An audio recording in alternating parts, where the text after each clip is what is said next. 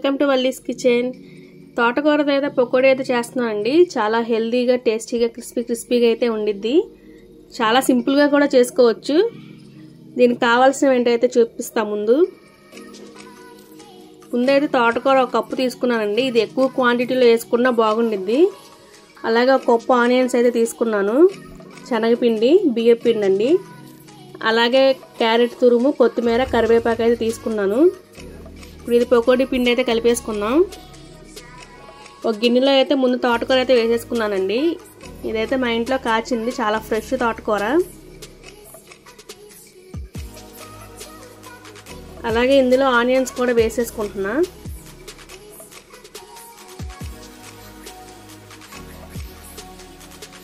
Onions quantity అనేది మీ ఇష్టం అండి. అలాగే క్యారెట్ తురుము అయితే వేసుకుంటున్నా, కొంచెం హెల్తీగా ఉండిద్ది కదండి, ఇంకా కలర్ఫుల్గా.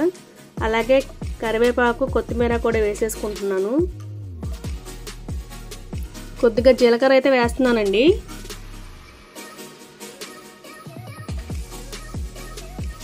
పసుపు వేసుకుంటున్నా కొంచెం.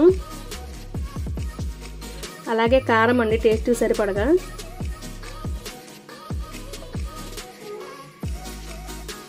ఒక కప్పు శనగపిండి అయితే వేసుకుంటున్నానండి. మనకు దీనికి ఎక్కువ పిండి అయితే పట్టదు. అలాగే ఒక 3 స్పూన్లు బియ్య పిండి అయితే వేసుకుంటున్నాను.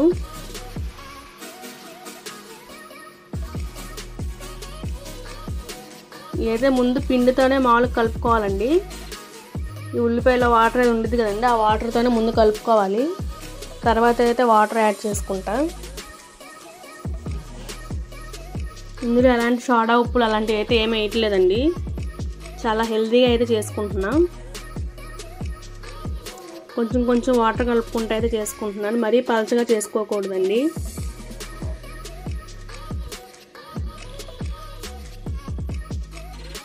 ఇందులో తోటకూర ఎక్కువ వేసుకుంటే ఇంకా బాగుంటుందండి. చాలామంది పిల్లలు ఆకుకూరలు తినడానికి ఇబ్బంది పడతారు. అలాంటి వాళ్ళకి కొంచెం ఇలా చేసి పెడితే ఆకుకూరలో ఉన్న విటమిన్స్ అన్నీ అయితే పుష్కలంగా అందుతాయి.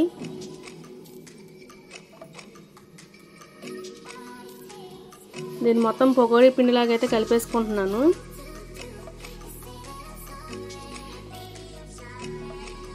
ఇందులో ఇలా కొద్దిగా వాటర్ అయితే పోసుకుంటూ పకోడీ అయితే కలుపుకుంటున్నాను అండి, పకోడీ పిండి.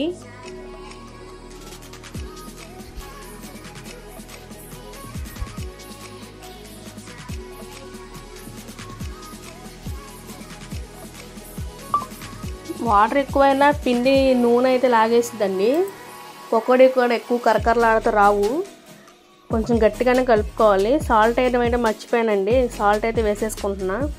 టేస్ట్ సరిపడగా సాల్ట్ అయితే వేసుకొని మళ్ళీ ఒకసారి కలిపేసుకుంటున్నాను.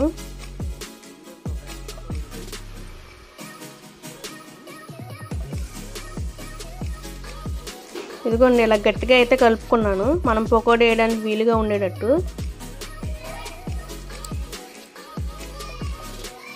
ఇంక ఇదైతే కాసేపు పక్కన పెట్టేసానండి. డీప్ ఫ్రైకి సరిపడగా ఆయిల్ అయితే పోసేసుకున్నాను.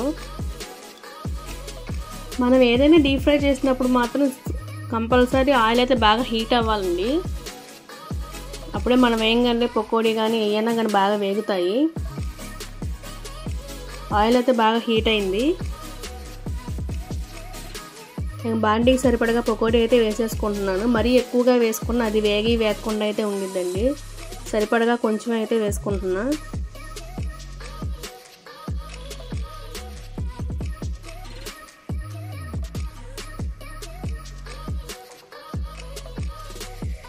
బండికి సరిపడగా వేసేసుకున్నాను.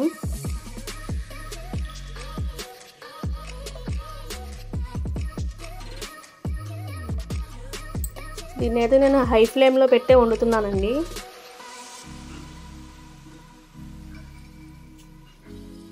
ఒకసారి అయితే కలిపేసుకుంటున్నా.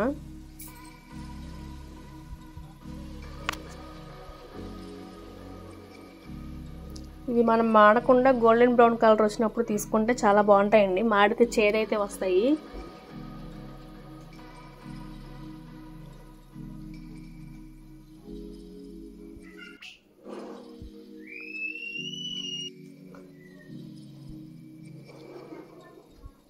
నేనైతే ఈ తోటకూర అవన్నీ పైన మొక్కల్లో అయితే వేస్టేజ్లా వేసానండి. ఆ తోటకూరకి వేర్లుండి అయితే మొక్కల్లా వచ్చేసినాయి. ఇప్పుడు 2-3 సార్లు అయితే కోసాను. ఈసారి కొంచెమే వచ్చిందని ఇంకా పప్పులో వేయడానికి ఎలాగో సరిపోదండి, దానివల్ల పకోడీ అయితే వేస్తున్నా.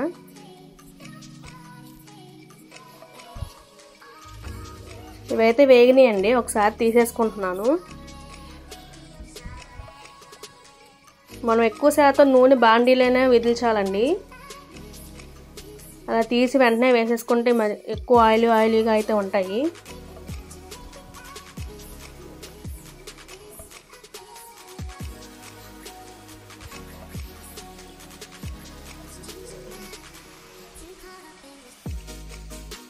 ఇవైతే కలకరలాడుతూ చాలా టేస్టీగా అయితే ఉంటాయండి, ఒకసారి మీరు కూడా ట్రై చేయండి. వల్లీస్ కిచెన్ని సబ్స్క్రైబ్ చేస్తున్నందుకు చాలా థ్యాంక్స్ అండి. అలాగే మీ ఫ్రెండ్స్కి ఫ్యామిలీ మెంబర్స్కి కూడా షేర్ చేయండి ఈ వీడియోని. ఇవైతే ఒక వాయి అయితే అయిపోయిందండి, పక్కన పెట్టేసుకుంటున్నా. ఇప్పుడు ఇంకో వాయి అయితే వేసేసుకుంటున్నాను.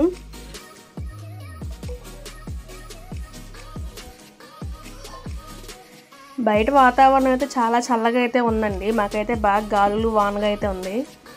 ఈ వాతావరణంలో పిల్లలకు కూడా హాలిడేస్ కదండి, సరదాగా తింటారని అయితే చేసి పెడుతున్నాను.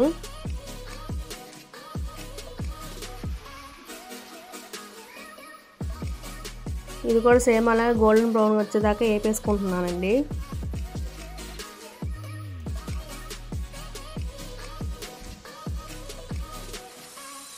ఇవి కూడా వేగిపోయాక తీసేసుకుంటానండి.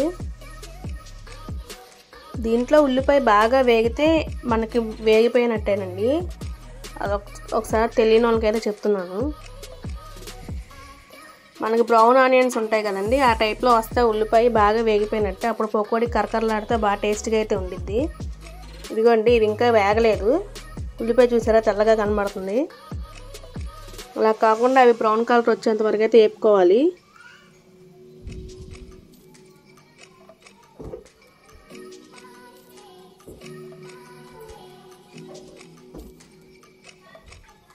ఇంకొంచెం అయితే వేగాలండి.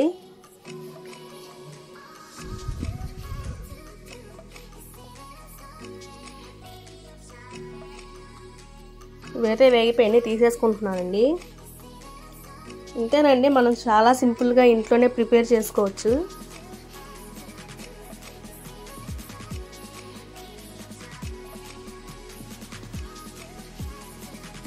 మొత్తం అయితే తీసేసుకుంటున్నాను.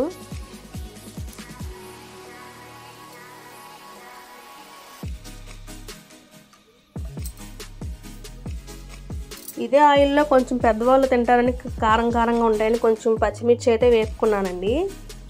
అయితే వీడియో తీయలేదు. పచ్చిమిర్చి అయితే వేపి కొంచెం సాల్ట్ అయితే జల్లుకున్నాను. ఇవి తినేటప్పుడు కారంగా బాగుంటాయని అయితే వేపుకున్నానండి. ఇంతేనండి, చాలా సింపుల్గా ఇంకా టేస్టీగా హెల్తీగా ఉండే తోటకూర పకోడీ అయితే రెడీ అయ్యింది. ఈ వీడియో కనుక మీకు నచ్చితే లైక్ చేయండి, షేర్ చేయండి. అలాగే మరిన్ని కొత్త వీడియోస్ కోసం వల్లీస్ కిచెన్ అయితే తప్పకుండా సబ్స్క్రైబ్ అయితే చేసుకోండి. ఒకసారి మీరు కూడా ట్రై చేసి చూడండి, మీకు కూడా చాలా బాగా నచ్చుతుంది. ఓకే అండి, బాయ్.